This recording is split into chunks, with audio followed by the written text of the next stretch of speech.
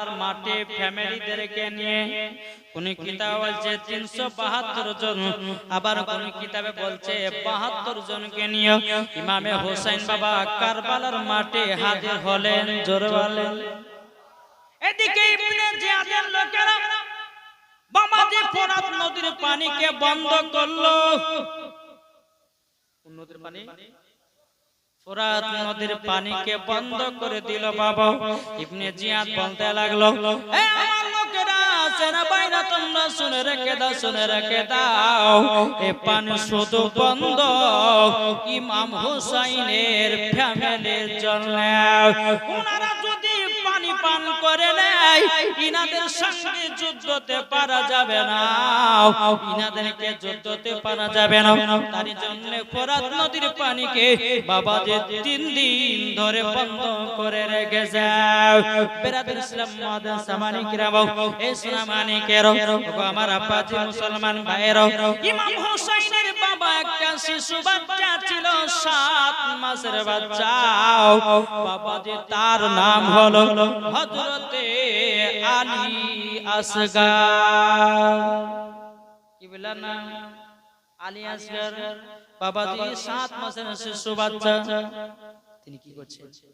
মার কাছে গিয়ে বলছে, মাগো মা, জননী মা, আমার পিপাসাতে যেন কলিজা ফেটে যাচ্ছে গো মা। 3 দিন হয়ে গেল মাগো মা, পানি পান করতে পারি নাই। ও মা জননী, একটু আমাকে পানি এনে দেন। বিবি সোহারবানু বলছো, বেটা আলী আসগার, বেটা আলী আসগার, এখন দেখো না ফোরাত নদীর পানিকে এজিদিরা পানি বন্ধ করে দিয়েছে, আমরা তো 3 দিন ধরে পানি পান করি না।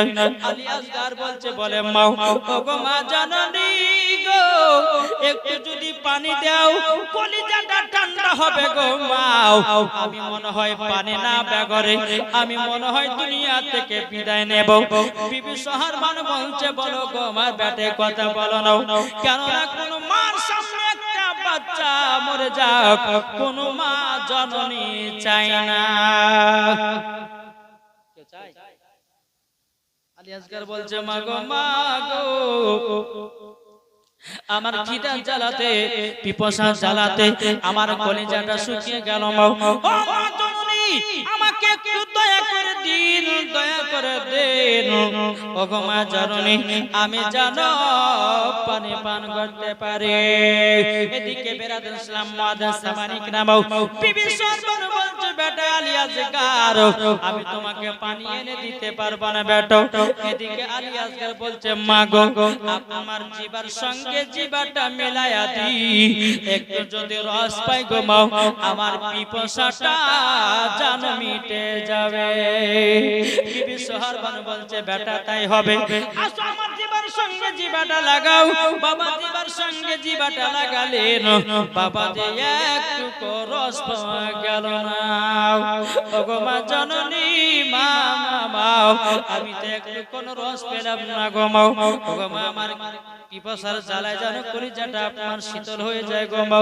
ও মা জননী, আমাকে একটু পানির ব্যবস্থা করে দিন। বিবি সোহারবানু বলছে, বেটা আলী আসগার, বেটাকে একটু কাছে এসো, আমি তোমাকে আমার স্তন থেকে দুধ পান করাবো।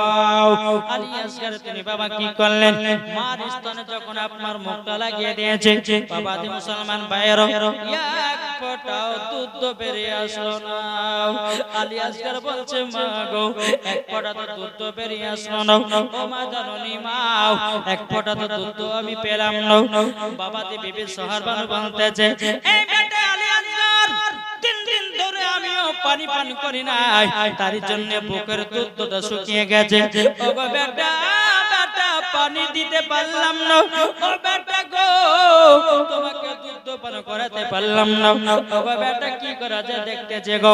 বেরাদুল আলী আসগার বলছে, মা গো, আমি তো পানির জন্য মনে হয় শহীদ হয়ে যাব। ও গো মা জননী, আমাকে একটু পানি এনে দিন।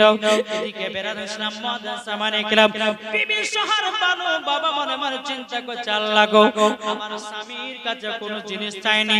বাবা দি মুসলমান ভাইয়েরা, বিবি সোহারবানু এক পা দুপা করে ইমাম হোসেনের কাছে গেলেন।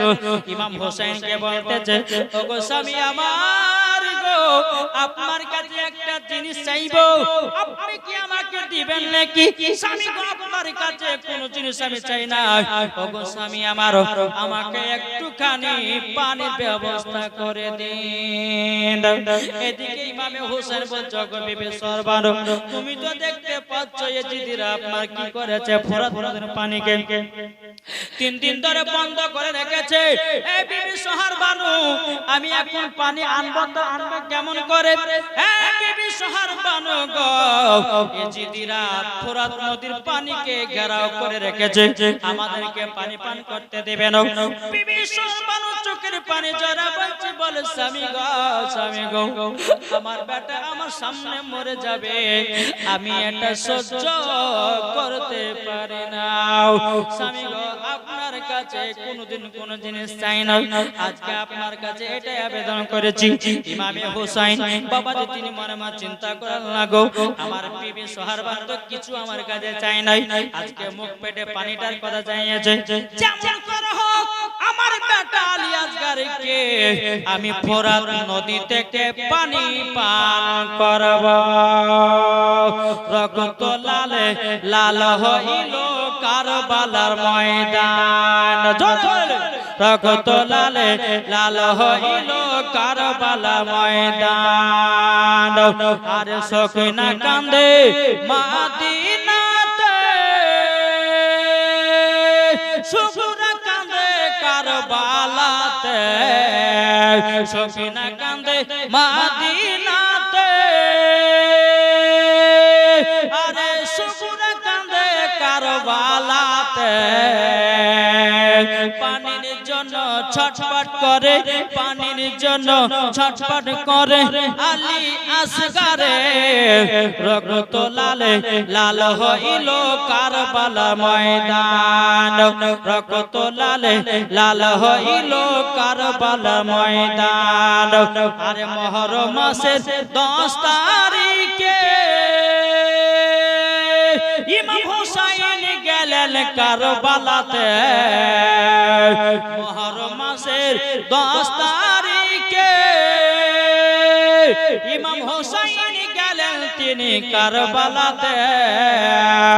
শহীদ হয়ে জিন্দা করলো, শহীদ হয়ে জিন্দা করলো হাদিস কোরআনকে, রক্ত লালে লাল হইল কারবালার ময়দান। বাবার মায়েরা ভাইরা গো, যখন বাবা আলী আসগারকে নিয়েছে, বিবি গো, বিবি গো, আমার বেটা আলী আসগারকে পানি পান করাতে নিয়ে যাব।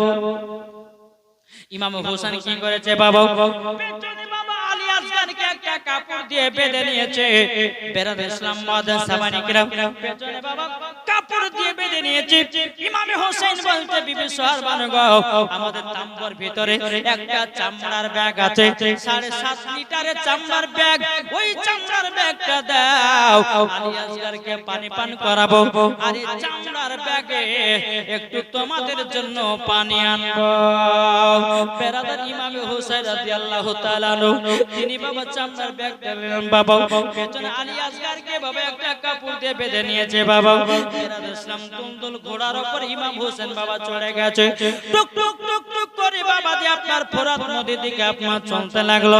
চলতে চলতে চলতে বেরাদ ইসলাম মাদান সামানিকরাম ফোরাত নদীর কাছে যখন আপনারা পৌঁছে গেল, ইমাম হোসেন বলছে, যদি দলেরা শোনো রে, আমি ফোরাত নদীর কাছে এসেছি আমার বেটা আলী আসগারের জন্য, একটু তোরা পানি দিবি রে। আবার ছোট আলী আসগার পানির জন্য যেন ছটফট ছটফট করতেছে, একটু পানি দে। আমি ইমামে হোসেন আমি বলে দিলাম, আমি পানি পান করব না, কেউ পান করবে না, শুধু পানি পান করাবো আমার বেটা আলী আসগারকে। এর লোকেরা বলেছিল, বলো ইমামে হোসেন তোমাদের জন্য পানি বন্ধ, পানি দেওয়া হবে না, পানি বন্ধ হয়ে গেছে, তোমাদেরকে পানি দেওয়া হবে না। ইমামে হোসেন বাবা কি করেছে বাবা, আলী আসগারকে পেছন থেকে বাবা যে আপনার বের করে বাবা সামনে করে চলে, দিদিরা রে দেখ 7 মাসের শিশু বাচ্চা আলী আসগার পানি জন্য ছটপট ছটপট করছে রে, একটুখানি পানি পান করতে দে রে। বেরাদ ইসলাম মাদের সামানিক রাম, এ সোনামানিক রাম, এ দিদিরা বাবা কোন মতে মানলো না। বাবা বাচ্চার দিকে তাকিয়ে তাদের দিলটা বাবা গলল না। বাবা জি ইমামে হোসেন বলতো রে দিদিরা রে, এ পানের মালিক কে? এ দিদি মুসলমানরা বলতেছে এ পানের মালিক হলো এ যে দাও। ইমামে হোসেন বলতে এ দিদি না, এ পানের মালিক হলো আমার আল্লাহ। জোরে বলেন এই পানির মালিক হলো আমার আল্লাহ। আল্লাহ বাবা যে মুসলমান ভাইরা যখন বাবা এই কথা বলেছে, বেরাদ ইসলাম মুআদ্দাস মানিকরাও ইমামে হোসেন বলছে, বলে রে জিদেরা তো রাসূল, আসমানের মালিক হলো আল্লাহ, জমিনের মালিক হলো আল্লাহ, পানির মালিক হলো আল্লাহ, খাবার দাবারের মালিক হলো আল্লাহ। আজকে আমার বেটা আলী আসগরকে যেমন করে হোক ফোরাত নদী থেকে পানি পান করাবো। ইমামে হোসেন বাবাজি আলী আসগরকে নিয়ে বাবা চোখের পানি ঝরঝর করে ফেলে চাল লাগো, এইটুকু বাচ্চা কি পানির জন্য শহীদ হয়ে যাবে গল্লা। ইমামে হোসেন বাবা তিনি কি করেছে বাবা, দুলদুল ঘোড়ার উপরে আপনার চড়ে গেল বাবা। দুলদুল ঘোড়ার উপরে আপনার যখন চড়ে যাব, দুলদুল ঘোড়াটা বাবা ফোরাত নদীর পানি, ফোরাত নদীর গর্তের পাশে বাবাজি বাবা দুলদুল ঘোড়াটাকে গোল করে বাবা দৌড়াতে লাগলো। দৌড়াতে দৌড়াতে দৌড়াতে ঘোড়াটা রান হয়ে গেল। এই দুলদুল ঘোড়া এমন ভাবে লাফ মেরেছে, পড়বি তো পড় বাবাজি ফোরাত নদীর পানিতে গিয়ে পড়েছে। জোরে বলেন ফোরাত নদীর পানিতে গিয়ে পড়েছে। এখন দুলদুল ঘোড়া বাবা পিপাসায় আছে বাবা, দুলদুল ঘোড়া পানি থেকে আপনার পানি খেতে যাবে, অমনি বাবা আলী আসগরের কথা মনে পড়ে গেল, আলী আকবরের কথা মনে পড়ে গেল, জয়নাল আবেদিনের কথা মনে পড়ে গেল, ইব্রাহিম মুহাম্মাদের কথা মনে পড়ে গেল। বাবাজি সোনামানিকেরাও বাবা আউলে মুহাম্মাদের কথা মনে পড়ে গেল। দুলদুল ঘোড়া বলছেন না আমি পিপাসায় মরে যাব তাও স্বীকার, কিন্তু আমি দুলদুল ঘোড়া ফোরাত নদীর পানি পান করব না। ফোরাত নদী পানি পান করব না। বেরাদ ইসলাম মুআদ্দাস সাবানি কিরামাও এবার আলী আসগরকে পিঠ থেকে বাবা বের করে এদিকে বেরাদার পানি পান করাবার জন্য ইমামে হোসেন রাদিয়াল্লাহু তাআলা আনহু তিনি বাবা যে আপনার রেডি হতেছে। আর এদিকে ইবনে জিয়াদের লোকেরা বাবাজি তীরে কি করেছে, হীরা মুক্তা বিষ জানো মাখিয়েছে। তীর বললাম তীর হয় না, ওই তিনে বাবাজি কি করেছে, হীরা মুক্ত বীজ এমন একটা পাওয়ারওয়ালা বীজ বাবাজি, একটু টুকরা যদি ভিতরে যায় আপনার কলিজাকে ৭০ টুকরা বানিয়ে দেবে। ওই বীজের এতটা পাওয়ার রে বাবা, ওই বাবাজি তীরে হীরা মুক্ত বীজ আগালে মাখিয়ে দিয়েছে। মাখিয়ে দেওয়ার পরে জিদিরা কি করেছে বাবা, তীরশনটাকে ছেড়ে দিয়েছে। এদিকে ইমামে হোসেন পানি তুলবে, আলী আসগরকে পানি পান করাবে। বাবাজি তীরটা লাগবে তো লাগ, আলী আসগরের ডান দিকে এসে লেগে গেল। বাবাজি আলী আসগর গপক করে বাবাজি উঠেছি। ইমামে হোসেন বলতে আল্লাহ গো এ জিদেরাও আমার বেটা শিশু আলী আসগরকে চাললো না, পানি পান করতে দিল না। আবার ইমামে হোসেন পানি তোলা বাবা মুখে দ্বিতীয়বার দিতে যাবে কি, আর একটা তীরশন বাবা বাম দিকে লেগে গেল। বাবাজি আলী আসগর সুর রক্ত লাল হয়ে গেল। রক্ত বাবা টস টস করে ফোরাত নদীর পানির সঙ্গে বাবা মিলিত হতেছে।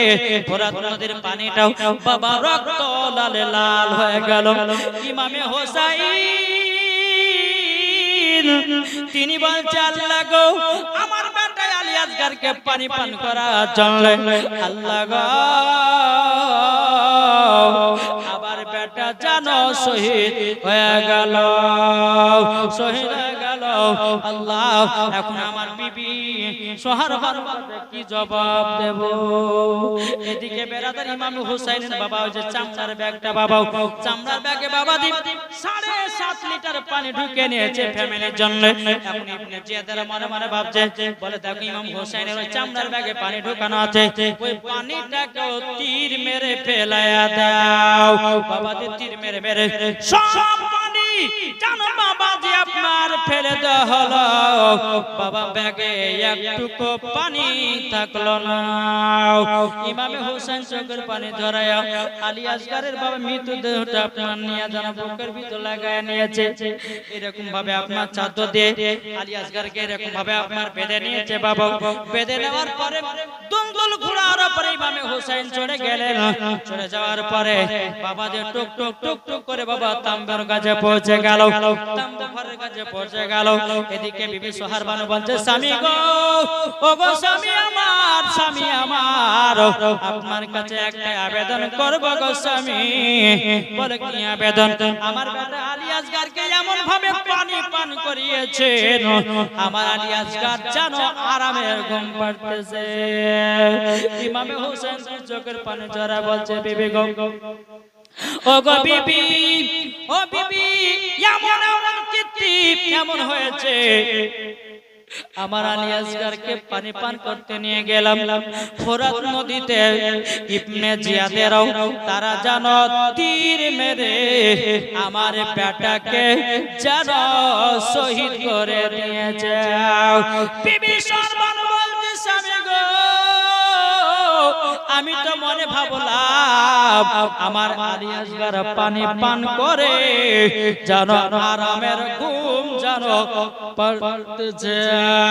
সৃষ্টি সেরা সবার আলা নবী যে আমার, জোর বলে, সৃষ্টি সেরা সবার আলা নবী যে আমার, নবী নবী নবী নবী দাও না বারংবার, সৃষ্টি সেরা সবার আলা নবী যে আমার।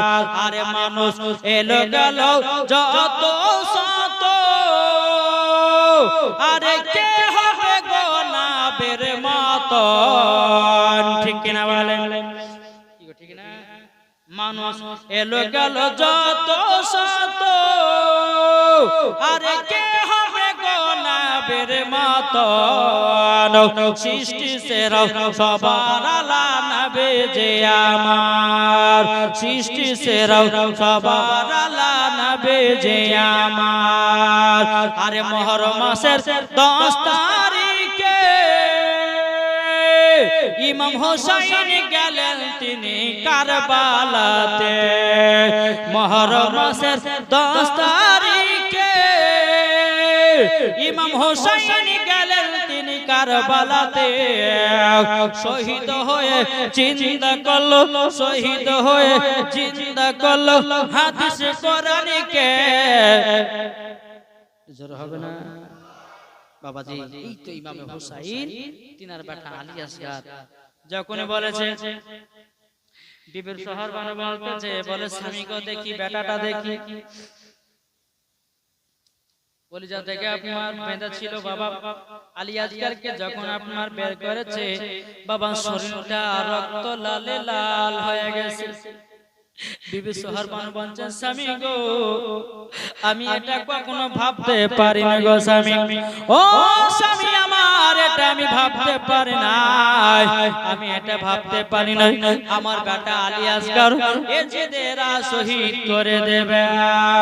বিবি সোহার বানু বলছে, স্বামী গো, আমার বেটা আলী আসগার কি শহীদের দরওয়াজা পাবে গো? ইমাম হোসেন বলতেছে, বলো গো আমার বিবি সোহার বানু, তবে শুনো গো, শুনো, আলী আসগার তিনি শহীদের দরওয়াজা পেয়ে যাবে।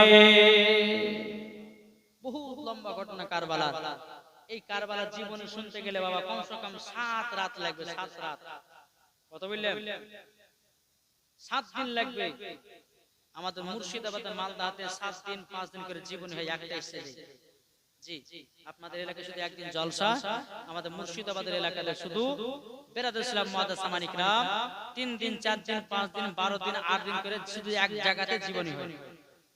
ইমাম হাসান হোসেনের জীবনে একবার জন্ম থেকে শুরু করে নিয়ে একবার বাবাজি কারবালা পর্যন্ত ইমাম হাসান ইমাম হোসেনের জীবনটা বাবাজি বলে কিয়ামত পর্যন্ত শেষ হবে না। একবার দুরূদ পাঠ করুন, আল্লাহুম্মা সাইয়্যিদিনা মাওলানা মুহাম্মদ ওয়া আলা আলি মাওলানা মুহাম্মদ সাল্লাল্লাহু তাআলা আলাইহি সাল্লাম। বাবাজি বিবি সোহার বানু বলতেছে, বলো গো স্বামী আমার, ও স্বামী আমার, আমার বেটা আলী আসগরকে দাফন কাফনের ব্যবস্থা করে দিন। দাফন কাফন করা হলো। একটার পর একটা যাচ্ছে, এবার যুদ্ধ বাবা শুরু। এদিকে জয়নাবের দুই বেটা, জয়নাবটা কে জানা আছে? জয়নাব হলো ইমাম হোসাইনের বহিন। জোরে বলো।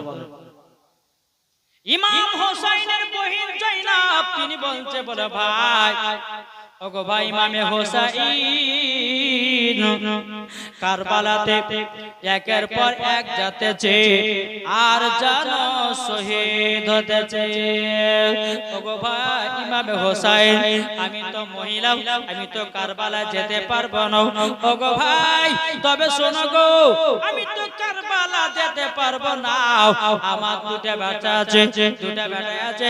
একটার বয়স হলো বাবা 8 বছর, আর একটার বয়স বাবা 10 বছর। ইমামে হোসাইন বলছে, ওগো বল জয়নাব কি হয়েছে? এদিকে আপনার জয়নাব বলছে, ভাই আমার দোনো বেটাকে আমি কারবালায় যুদ্ধ করতে পাঠাবো। কাল কিয়ামতের ময়দানে আমার নানাজির সামনে জানো বলতে পারি, বলে নানা গো, আমি তো মহিলা কারবালা যুদ্ধ করতে পারি না, তবে আমার দোনো বেটাকে যুদ্ধ করিয়েছি। ও ভাই ইমামে হোসাইন, শুধু একবার হুকুম দেন। ইমামে হোসাইন বলছে, বলে বোন জয়নাব, এটুকু বাচ্চা বাচ্চা ছেলেকে কারবালায় পাঠাবো না, কারবালায় পাঠাবো না, কারবালায় পাঠাবো না। বলে কেন? বলে এটুকু বাচ্চা ছেলে কারবালাতে গিয়ে যুদ্ধ করতে পারবে না। এদিকে জয়নাব বলছে, গো ভাই আমার বেটা যুদ্ধ পারবে না ঠিক, কিন্তু আমার দোনো বেটাকে আমি কারবালায় শহীদ করতে চাই। জোরে বলে। ইমামে হোসেন বলছে, বলো বোন জয়নাব, কখনো এরকম বলিও না, এরকম বলিও না। বলে কেন গো ভাই? বলে বাচ্চা বাচ্চা ছেলেগুলোকে কারবালাতে পাঠাবো না, কারবালাতে পাঠাবো না। জয়নাব বলছে, ও ভাই, তোমার আমার নানাজির চাদরের পাগড়ির কসম দিয়ে দিলাম, আপনি কারবালায় এখন যাবেন, আমার দোনো বেটা কারবালা যাবে, তারপরে আপনি যাবেন। ইমামে হোসেন বলছে, গো বোন জয়নাব, কারবালা দেখছে না, এ জিদিরা ডাকতেছে যুদ্ধ করার জন্য। জয়নাব বলছে, বলে ভাই গো, আমার দোনো বেটাকে কারবালাতে পাঠাবো। ও গো ভাই একবার হুকুম দেন। ইমামে হোসেন বাবা কোন মতে আপনার রাজি হন না। এদিকে বেরাদার জয়নাব কি করেছে? দোনো বেটাকে ডেকে বলছে, ও ইব্রাহিম মুহাম্মদ, শোনো শোনো শোনো, তোমার মামাজির পা দুখান ধরে বলবা, মামা গো, আমরা দুই ভাইয়ে কারবালায় যুদ্ধ করতে যাব, এটা তোমরা বলবা। বেরাদ ইসলাম ইব্রাহিম মুহাম্মদ তিনার মার কথা শুনে বাবাজি ইমাম হোসেনের কাছে আপনার চলে এসেছে। ইমাম হোসেনের কাছে দোনো বাচ্চা এসেছে, বলে মামা আমরা দু ভাই যুদ্ধ করতে যাব। বলে হবে না। অমনি বাবাজি দোনো সন্তান ইমাম হোসাইনের পা মোবারকটা ধরে বলছে, মামা গো, একবার শুধু হুকুম দেন, আমরা কারবালা যুদ্ধে যাব। বেরাদার ইমামে হোসেন বলছে, এ ভাগনারা তোমরা শোনো গো, তোমরা কারবালায় যুদ্ধ করতে যাব। বলে হ্যাঁ। বলে যাও, তোমার মার কাছে সেজে খুঁজে আসো। ইব্রাহিম আর মুহাম্মদ মামাদের জয়নাবের কাছে এসে বলছে, মা আমাদের মামা আমাদেরকে কারবালাতে পাঠাবার জন্য রেডি হয়ে গেছে। ওগো মা, তুমি আমাদেরকে আমাদেরকে সাজায়া দাও নতুন একটা পোশাক পরিয়ে দিল মাথাতে বাবা পাগড়ি বেঁধে দেওয়া হলো বাবাজি মুসলমান দোনো বেটা বাবা যাবে এদিকে ইমাম হোসেন বলছে মামা গো দোয়া করেন যেন কারবালায় যুদ্ধ করতে পারি ও মা দোয়া করো গো মা আমরা যেন কারবালায় যুদ্ধ করতে পারি এবং দোনো বেটা মায়ের কাছ থেকে বিদায় নিয়ে মামার কাছ থেকে বিদায় নিয়ে এবং কারবালার দিকে বাবাজি রওনা হতেছে কারবালার দিকে রওনা হতেছে বেরাদুল ইসলাম মুআজ্জাজ সামানিকেরা এই সোনা মানিকেরাও কারবালার দিকে যখন বাবা রওনা দিতে লেগেছে এখন ইব্রাহিম আর মোহাম্মদ বলছে বলে ভাই গো আমরা যে কারবালা যাচ্ছি আমাদের হাতে তো কোনো অস্ত্র নাই আমাদেরকে একটা করে অস্ত্র নিতে হবে চলো যাই মার কাছে যাই একটা করে অস্ত্র নিব ও মা আমাদেরকে খালি হাতে কারবালায় পাঠাচ্ছেন গো মা আমাদেরকে একটা করে তলোয়ার দেন বাবাজি জয়নাব কি করলো দোনো বেটাকে দুটো তলোয়ার দিল আর জয়নাব কি করলো দোনো বেটার কপালে বাবা দুটো করে চুমা দিয়ে দিল ও বেটারা যাও শেষ বিদায় দোনো বেটা আপনার বাবা চলতে লাগলো চলতে চলতে চলতে বাবা কারবালার মাঠে বাবা পৌঁছে গেল আর ইব্রাহিম আর মুহাম্মদ বলছে এই জিদিরা চলে এসো যুদ্ধ করার জন্য আমরা দুই ভাই যুদ্ধ করব এই যে হাসতেছে বলে এক বাচ্চা দুটো কাণ্ড দেয় যুদ্ধ করার লাগে আমাদের কাছে চলে এসেছে এই হোসেন তুমি কি কাজ পাও না বাচ্চা বাচ্চা ছেলেদেরকে যুদ্ধ করতে পাঠাচ্ছো বাচ্চা দুটো বলছে এই সাবধানে কথা বলো আমরা দুই ভাই যুদ্ধ করতে এসেছি তোমাদের লোক পাঠাও জোরে বলো দুই বাচ্চা কি করছে বাবাজি দুজনাতে তলোয়ার কারবালার মাঠে তলোয়ারটাকে গেড়ে দিয়েছে আসো ইবনে জিয়াদ বলতেছে একজন গোয়েন্দা ওকে বলা হয় বডিগার্ড শক্তিমান তাদেরকে গোয়েন্দা বলা হয় এই যে গোয়েন্দা এই যাও তো যাও এই দুটো বাচ্চা ছেলের মুন্ডুটুকুন কেটে ওদের যুদ্ধ করার শখটা মিটিয়ে দাও যাও ওই গোয়েন্দাটা পালওয়ান শক্তিবান দোনো বাচ্চার কাছে এসেছে এই বাচ্চা দুটো বলতেছে তুমি যুদ্ধ করার জন্য এসেছো বলে হ্যাঁ গোয়েন্দাটা বলছে এই ছেলেরা তোমরা কারবালাতে এসেছো কেন বলে আমরা কারবালায় শহীদ হতে চাই বাবা গোয়েন্দাটা বলতেছে বলে তোমরা তো যুদ্ধ করতে পারবে না তোমরা কিসের জন্য এসেছো বলে যুদ্ধ করি না করে আমরা কারবালার মাঠে শহীদ হওয়ার জন্য এসেছি বেরাদার এবার গোয়েন্দা বলছে যাও বাড়ি চলে যাও যুদ্ধ করতে হবে না চাচি বলেছে বাড়ি চলে যাও এদিকে ইব্রাহিম আর মুহাম্মদ বলছে এ গোয়েন্দা তুমি কি আমাদেরকে দেখে ভয় পেয়ে গেছো নাকি তার জন্য চলে যেতে পারছো এখন গোয়েন্দা বলছে বাচ্চা দুটার কথা দেখো বলে বাচ্চা দুটার কথা দেখো আমি নাকি তাদেরকে ভয় দেখে বাড়ি পাঠিয়ে দিতেছি লাও যুদ্ধ শুরু করো এখন ইব্রাহিম আর মুহাম্মদ বলতেছে গোয়েন্দা আমরা হলো হোসাইনি মুসলমান আমরা আগে দোষ করি না আর আমাদেরকে কেউ দোষ করলে পরে আমরা তাদেরকে ছাড়ি না এবার গোয়েন্দাটা বাবা কি করেছে বাবা দুটো তলোয়ার জমিনে গাড়া আছে ওই তলোয়ার দুটোকে আপনার একটুখানি মেরে বাবা তলোয়ারটাকে বেগায়া দিয়েছে দোনো বাচ্চা তলোয়ার দুটো বাবাজি তুলে ইয়া হোসেন বলে বাবাজি গোয়েন্দার মুন্ডুতে মেরেছে বাবাজি আলাদা আলাদা করে দিয়েছে জোরে বলে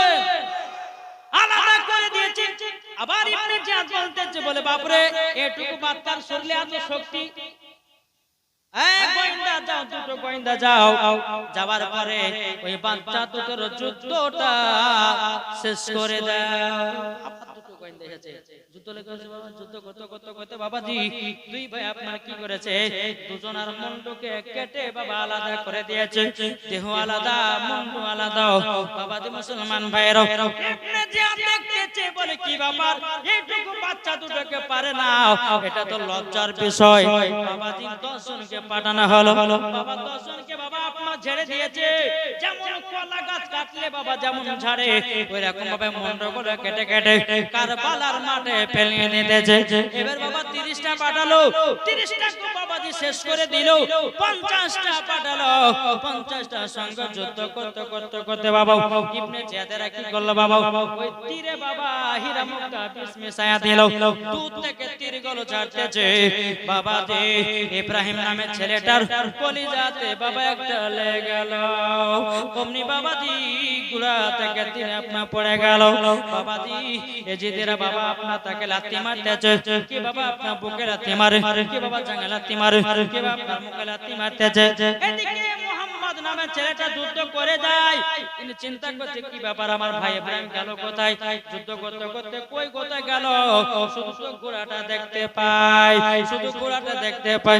এবার বাবা মুহাম্মদ নামে ছেলেটাও যেমন তাকিয়েছে বাবা যে তিনার ভাই ইব্রাহিমকে বাবা সবাই লাথি মারতেছে। আল্লাহ গো আমার ভাই ইব্রাহিম তো নিচে পড়ে গেল। আরেকটা তীরশন বাবা যে মুহাম্মাদের শরীরে বাবা মেরে দিল। উনিও বাবা আপনার ঘোড়ার উপর থেকে পড়ে গেল। আর ইবনে জিয়াদের লোকেরা দুনো বাচ্চাকে বাবা গোল করে ঘেরাও করে নিল। ইবনে জিয়াদের অর্ডার হলো বলো দুনো বেটার মুন্ডু কেটে নাও। বাবা যে মুসলমান ভাইরা বাচ্চা দুটোর বাবা মুন্ডু গুলো কাটা হলো। ইবনে জিয়াদ চিৎকার মেরে জয় হুসাইন, তোমার ভাগনা দুটোর ঘাড়ে করে লাশ নিয়ে যাও। ইমাম হোসেন বলছে গোপন জয়নাব দেখো বাচ্চা বাচ্চা ছেলে কারবালা যুদ্ধ করতে যে শহীদ হয়ে গেল গো। কিন্তু জয়নাব বলছে ভাই গো আমার বেটা আর দুটো নয় একটা নয় প্রায় 40 জনের লাশকে ফেলাইয়া দিয়েছে। এত খুশি আমার বেটা কারবালা শহীদ হয়ে গেছে। ওগো ভাই হোসেন আমি শহীদানের মা হয়ে গেলাম। জোরে বলে শহীদানের মা হয়ে গেলাম। বেরাদুল ইসলাম মুআজ্জিন সামানি কিরাম বাবা বহুত লম্বা ঘটনা। একবার দুরূদ পাঠ করুন আল্লাহুম্মা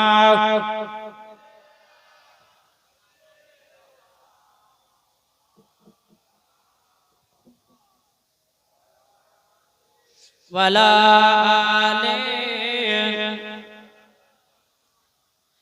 মাওলানা মুহাম্মদ। বলতেছে মা ফাতেমার নয়ন মনি হযরত আলীর জান। জোর বলেন, আরে জোর হবে না। মা ফাতেমার নয়ন মনি হযরত আলীর জান। ইমাম হোসেন শহীদ হলো কারবালা ময়দান। ইমাম হোসেন শহীদ হলো কারবালা ময়দান। মা ফাতেমার নয়ন মনি হযরত আলীর জান। ইমাম হোসেন শহীদ হলো কারবালা ময়দান। বিশ্ব নবীর জওয়ানে কারবালার বয়ানে, বিশ্ব নবীর জওয়ানে কারবালার বয়ানে আওলাদে রাসূল শহীদ হলো হাদিসে প্রমাণ। ইমাম হোসেন শহীদ হলো কারবালা ময়দান। মা ফাতেমার নয়ন মনি হযরত আলীর জান। ইমাম হোসেন শহীদ হলো কারবালা ময়দান। ইমাম হাসান ইমাম হোসেন বলো গো নানা জান ঈদের মাঠে পড়তে যাব নতুন পোশাক দাও। দয়াল নবী দোয়া করলেন ও গো রব্বানা জান্নাত হতে কুদরতেরি পোশাক পাঠাও না। লাল সবুজে সেই পোশাকে কারবালার শান। লাল সবুজে সেই পোশাকে কারবালার শান। ইমাম হোসেন শহীদ হলো কারবালা ময়দান। মা ফাতেমার নয়ন মনি হযরত আলীর জান। ইমাম হোসেন শহীদ হলো কারবালা ময়দান। আল্লাহুম্মা সাল্লি আলা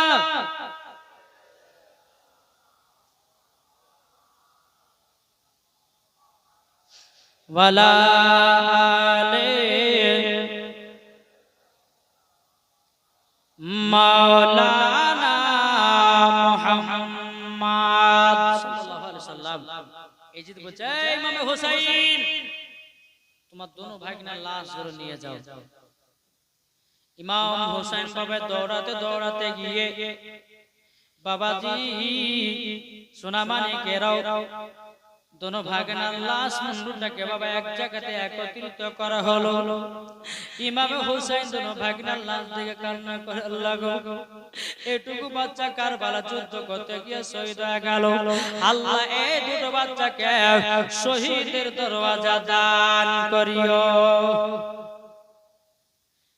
জয়না বলছে বলবো জয়না বলছে গো ভাই আমার দোনো বেটা শহীদ হয়ে গেল। ও বোন গো তোমাকে আগে আমি বলেছিলাম কারবালাতে পাঠাও না, কিন্তু তুমি দোনো বেটাকে কারবালাতে পাঠালো, এটা তোমার নিজের ইচ্ছা। জয়না বলছে গো বোন তবে শোনো গো আমার বেটা দুটো শহীদ হয়ে গেছে বলে আমিও জান্নাতি হয়ে গেলাম। জোরে বলেন জান্নাতি হয়ে গেলাম। বাবাজি এইরকম ভাবে আপনার একটার পর একটা যাচ্ছে কারবালাতে শহীদ হয়েছে।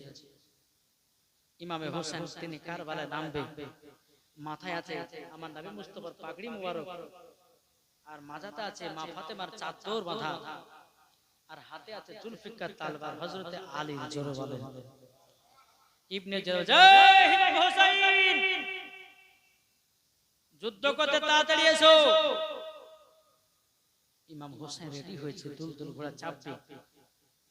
জয়নাল আবেদিনের শরীরে বাবা কঠিন জ্বর, জ্বরে মাটিতে আপনার গলপিট খাচ্ছে। জয়নাল আবেদিন বলছে আব্বা গো ও আব্বা জান আপনি কারবালা যাবেন না, আমি জয়নাল আবেদিন আমি এখন যাব কারবালা। ইমাম হোসেন বলছে গো জয়নাল আবেদিন তোমার শরীরে এত জ্বর আর তুমি এই অবস্থায় কারবালা যাবা না, যেতে হবে না। শোনো তুমি বসো আমি একটু কারবালাতে যুদ্ধ করে আসি। জোরে বলেন সুবহানাল্লাহ। এদিকে সকিনা মাবা ধুলাতে গল্পের কাছে আব্বা গো আব্বা আপনি কারবালা যাবেন না, আব্বা জান যদি কারবালা যান এজিদেরা ছাড়বে না। ইমামে হোসেন বলছে বেটে গো চিন্তা নাই, আমরা এজিদি হাতে বায়াত হব না বলে আমি কারবালায় যুদ্ধ করতে যাব। কোন মতে ইমামে হোসেন শুনলেন না।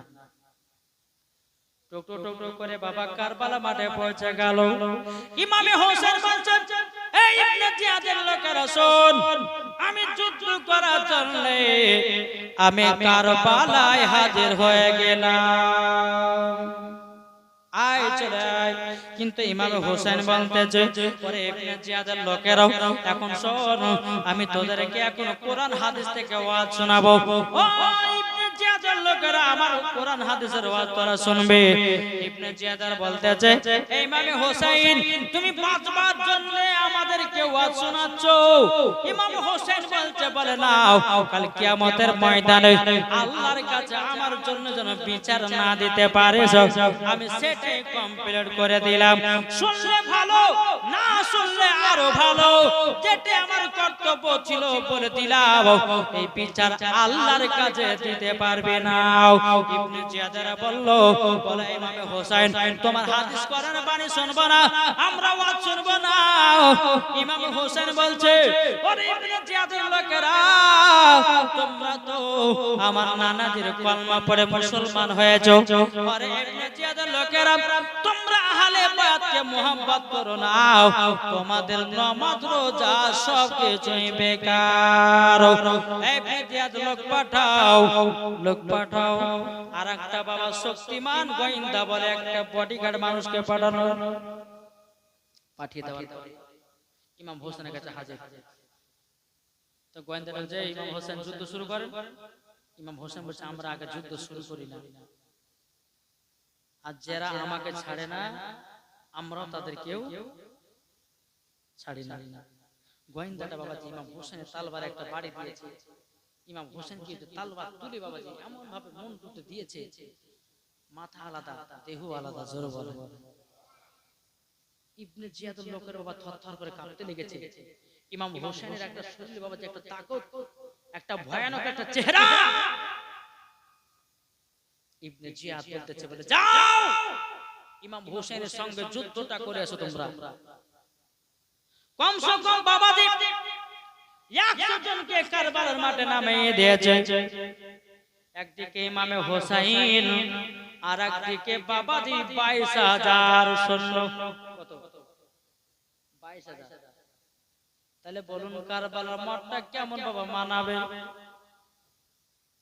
100টা যখন পাঠালো, 100 জনকে বাবাজি দুলদুল ঘোড়ার উপরে আপনার চড়ে বাবা তাদের মাথা গলো কেটে কেটে কেটে কেটে বাবাজি 100 জনের লাশ ফেলাইয়া দিয়েছে। 100 জনের লাশ ফেলাইয়া দিয়েছে। ইবনে জিয়াদ বলতেছে, বলে 200টা যাও, 200টা গেছে বাবা। বাবা 200 জনের লাশ ফেলাইয়া দিয়েছে। ইবনে জিয়াদ বলছে কি ব্যাপার? আর একটা বাবা 10 জন বাবা গোয়েন্দাকে বলল, এই গোয়েন্দারা যাও, তোমাদের শরীরে শক্তি আছে, ইমামে হোসেনের সঙ্গে তোমরা যুদ্ধ করো। বাবা জি মুসলমান, ওই 10টা গোয়েন্দার ভিতরে একজন গোয়েন্দা বলছে, বলো গো ইবনে জিয়াদ, আপনার চাকরি করব চাই না করব, কিন্তু ওই ইমামে হোসেনের সঙ্গে লড়তে যাব না। আপনি মাইনা দেন চাই না দেন, কিন্তু ইমাম হোসেনের সঙ্গে যুদ্ধ করতে যাব না। বলে কেন? ইনারা 5 ওয়াক্ত নামাজ পড়নে वाला, ইনারা হলো নবীকে मोहब्बत করনে वाला, তাই ইনাদের শরীরে একটা ক্ষমতা আছে, ইনাকে যুদ্ধতে পারা যাবে না। গোয়েন্দা গেলে কেউ ভয় কিন্তু আর আগাছে না, কেউ বাবা গেল না। ইবনে জিয়াদ বলে এক কাজ করো, 22,000 সৈন্য একসঙ্গে মাঠে নামো, ইমাম হোসেনের সঙ্গে যুদ্ধ করো। কত? 22,000 সৈন্য বাবা দিয়েছে। ইমাম হোসেনের সঙ্গে যুদ্ধ করতে করতে করতে বাবা দে ইবনে জিয়াদের বাবা দূর থেকে ত্রিশূল মারতে লাগলো ইমাম হোসেনকে। বাবা একটা না দুটো নয় 72টা ত্রিশূল মারলো রে বাবা। দুনদুন ঘোড়াকে বাবা ত্রিশূল মেরেছে। ইমামে হোসেনের শরীর মুবারকে বাবা 72টা ত্রিশূল যখন আপনার লাগা হয়ে গেল, বাবা দুলদুল ঘোড়া থেকে পড়ে গেল। আর বাবা ইবনে জিয়াদের অমনি বাবা জি ইমাম হোসেনকে বাবা গোল করে ঘিরে নিয়েছে। আর দুলদুল ঘোড়া তিনি বাবা যে দুলদুল ঘোড়া ইমাম হোসেন যখন দুলদুল ঘোড়া থেকে নিচে যখন পড়ে গেল, দুলদুল ঘোড়া বাবা গোল করে বাবা আপনার ঘুরতে লেগেছে। বাবা যে দুলদুল ঘোড়া বলছে ইমাম হোসেনের কাছে কেউ লাগিও না। দুলদুল ঘোড়া ইমাম হোসেনের চারিপাশে বাবা গোল করে আপনার ঘুরতে লেগেছে। বাবা ওই দুলদুল ঘোড়াটাকে আরো ত্রিশূল মেরে মেরে মেরে বাবা তাকে বাবা শেষ করে দেওয়া হলো। বাবা যে মুসলমান ভাইরাও এবার ইমামে হোসেনকে বাবা গোল করে আপনার ঘিরে নিয়েছে। এখন বাবা মুহররম মাসের 10 তারিখে সেই দিন বাবা শুক্রবারের দিন ছিল। আর বাবা এদিকে মসজিদে কোপা মসজিদে আযান হচ্ছে, জুম্মার আযান। আর এদিকে ইমাম হোসেনকে বাবা শহীদ করার জন্য জিদিরা আরাম করতেছে। বেরাদার ইমাম হোসেন বলতেছে, ওরে জিদিরা রে, আজকে দেখ কোপা মসজিদে আযান হচ্ছে, আমাকে জুম্মার 2 রাকাত নামাজ পড়তে দে। ইবনে জিয়াদের মনে মনে ভাবলো, যদি ইমাম হোসেনকে 2 রাকাত নামাজ পড়তে দেওয়া হয় তাইলে পরে তাকে আর যুদ্ধে পারা যাবে না। বাবা ইবনে জিয়াদের কি করেছে? ইমাম হোসেনের পায়ের উপরে পা তুলেছে। ইমাম হোসেন বলছে, ওরে জিদিরা রে, আমার পায়ের উপরে পা তুলিস না, আমি পায়ে হেঁটে হেঁটে আমি হজ করেছি 25 বার। কতবার? ইমাম হোসেন বলছে, এই পায়ে হেঁটে হেঁটে আমি হজ করেছি, একবার নয় দুবার নয় 25 বার, আমার পায়ে পা দিস না। ইমাম হোসেন বলছে, ওরে জিদারা রে, আমাকে 2 রাকাত নামাজ পড়তে দে রে, দে নামাজ পড়তে দে। বেরাদার ইসলাম মুআদ্দিস সামানি কেরাও, কিন্তু বেরাদার ইবনে জিয়াদের লোকেরাও সীমানা কি করেছে? ধারালো অস্ত্র নিয়েছে বাবাজি ইমাম হোসেনের গলাতে আপনার ছুরি চালাতেছে। বাবা আল্লাহর কি কুদরত, ছুরি চলে না। জোরে বলেন সুবহানাল্লাহ। ইমাম হোসেন বলছে, এই ইবনে জিয়াদের লোকেরা রে, কিয়ামত পর্যন্ত যদি আমার গলাতে ছুরি চালাস জীবন আমার গলা কাটতে পারবে না। বলে কেন কেন পারবো না? ইমাম হোসেন বলছে রে যদি মুসলমানেরা রে আমার নানাজি এই গলাতে চুমা দিয়েছে তার জন্য ছুরি চলবে না। বাবা দি মুসলমান ভাইরাও মানিকেরাও বাবা কুরমাতে তার গলা কাটতে পারে না। এদিকে ইমাম হোসেন বলতেছে পরে ইবনে জিয়াদের লোকেরাও আমি তোমাদেরকে বলতে পারি আমার গলা তোমরা কাটতে পারবা কিন্তু তার বিনিময়ে আমাকে 2 রাকাত নামাজ পড়তে দিতে হবে। বাবা দি মুসলমান ভাইরা ইবনে জিয়াদরা বলে ঠিক আছে তাই হবে। বলে যুদ্ধ তো করবে না? বলে যুদ্ধ করব না, শুধু 2 রাকাত নামাজ পড়তে দাও। বাবা ইমাম হোসেন তিনি বাবা 2 রাকাত নামাজে দাঁড়িয়ে গেছে। এখন ইমাম হোসেন মনে মনে চিন্তা করে চাল লাগো এখন যদি লম্বা সূরা ধরি তো ইবনে জিয়াদের লোকেরা বলবে দেখো ইমাম হোসেন মরার ভয়ে লম্বা সূরা ধরেছে। ইমাম হোসেন কি করলেন 2 রাকাত নামাজে ছোট ছোট সূরা পড়ে 2 রাকাত নামাজ সমাপ্ত করলো। একটু জোরে বলেন সুবহানাল্লাহ। যখন সমাপ্ত করা হলো বিরাদর ইসলাম মুআদ্দাস সামানি کرام ইমাম হুসাইন রাদিয়াল্লাহু তাআলা আনহু তিনি বলতেছেন বলে ইবনে জিয়াদের লোকেরা শোনো তোমরা যদি আমার গলাকে কাটতে চাও এই ঘাড়ে তোমরা ছুরি চালাও। এই ঘাড়ে আমার নানা যে চুমা দেয়নি জোরে বলো। যেমন সুযোগ পেয়ে গেল ইমাম হোসেন অমনি বাবা বড় করে শুইয়ে দিল। ইমাম হোসেন কে ধরেছে পা, কে ধরেছে পেট, বাবা কে ধরেছে হাত, কে ধরেছে মাথা, বাবা বড় করে শুইয়ে দিয়েছে। ইবনে জিয়াদের লোকেরা বাবা ইমাম হোসেনের গলাতে বাবা ছুরি চালাতে লাগলো, ঘাট থেকে বাবা ছুরি চালাতে লাগলো। চালাতে চালাতে বাবা দেহটা আলাদা হয়ে গেল, বাবা যে মুন্ডটা আলাদা হয়ে গেল।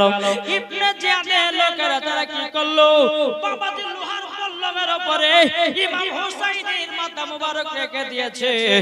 আর ইবনে জিয়াদের বাবা খুশি মানিয়েছিল, ঢোল বাজিয়েছিল, লাঠি খেলা খেলেছিল, আগুনের উপর দিয়ে হেঁটেছিল, তাদের বুক থেকে বাবা রক্ত ঝরিয়েছিল। বাবা যে মুসলমান এই বাবা এইরকম একদল করে কে করে না। মুহররম মাসে 10 তারিখ আসলে বাবা লাঠি খেলা খেলে কি খেলে না? আপনাদের এখানে হয় বাবা লাঠি খেলে, ঢোল বাজনা খেলে, বাবাকে মাতমদারি করে। বাবা যে বুকে বলে হাই হোসেন হাই হোসেন বলে, বাবা যে বুকখানা আপনার প্লেট দিয়ে কেটে কেটে রক্ত বের করে। বাবা যে এটা সুন্নিদের নয়, বাবা যে এটা হলো এজিদি মুসলমানেরা ইমাম হোসেনের গলা কেটে বাবা তারা আনন্দ ফুর্তি মানিয়েছিল। তাই বাবা যে মুসলমান ভাইরাও এই মুহররম মাসে 10 তারিখে করবেন কি? মুহররম মাসে 10 তারিখে 2টা নফল রোজা করেন। মুহররম মাসে 10 তারিখে বাবা যে আপনারা খিচুড়ি করেন। অনেক মানুষ বলে বলে হুজুর আপনারা মুহররম মাসে খিচুড়ি করেন কেন?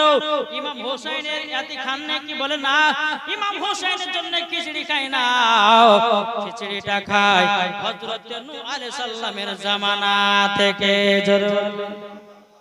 আমরা খিচুড়িটা খাই হযরত নূহ আলাইহিস সালাম যে মুহররম মাসের 10 তারিখে নৌকাটা ফিরিয়ে পেয়েছিলেন, আপনার বন্যা ছিল, বন্যা শুকিয়ে গেছিল বাবাজি, তাই হযরত নূহ আলাইহিস সালাম ওই মুহররম মাসের 10 তারিখে সবাইকে খিচুড়ি বানিয়ে খেয়েছিল। তার জন্য আমরা ওই দিনে খিচুড়িটা বানাই। ইমাম হোসেনের শহীদের কারণে জন্য আমরা খিচুড়ি খাই না। বোঝা গেছে কিছু? জি। তো বাবা যে মুসলমান আসুন ইমাম হোসেনকে নিয়ে বাবা তারা কত ঠাট্টা মজা করেছিল। এখন পর্যন্ত বাবা যে আজ থেকে প্রায় 7 বছর আগে মুহররম মাসের 10 তারিখে বেরাসম কাবাতে একবারে তাজা তাজা রক্ত বেরিয়ে এসেছিল। সেটা হচ্ছে মুহররম মাসের 10 তারিখ, আজ থেকে 7 বছর আগে। আপনারা ইউটিউবের মধ্যে সার্চ করে দেখবেন blood in Kaaba, blood in কাবা বলে আপনি সার্চ করবেন, দেখবেন আজ থেকে 7 বছর আগে মুহররম মাসের 10 তারিখে কাবা দেওয়াল থেকে তাজা তাজা রক্ত বেরিয়ে এসেছিল। জোরে বলে, তার মানে বোঝা গেল ইমাম হোসেন এখনো পর্যন্ত জিন্দা আছে। জোরে বলে, ইমাম হোসেনের মাথা মুবারকটা একটা পাথরে রাখা হয়েছিল বাবাজি মুসলমান, ওই পাথরটাতে এখনো রক্ত লেগে আছে, তাজা তাজা রক্ত। জোরে বলে। আচ্ছা আমরা মুসলমান ইমাম হোসেনকে এখনো চিনতে পারলাম না, ইমাম হোসেনকে মোহাব্বত করতে পারলাম না। ও যুবক ভাইরা, আজকে যারা জালসা দিয়েছেন ভালো কথা, কিন্তু ভাইরে 5 ওয়াক্ত নামাজ পড়বে, ইমাম হাসান হোসেনকে মোহাব্বত করবে, আহলে বায়াতকে মোহাব্বত করবে, দেখবে তুমি মরার পরে জান্নাতি হবে। একবার জোরে বল সুবহানাল্লাহ, একবার দরুদ পাঠ করুন আল্লাহুম্মা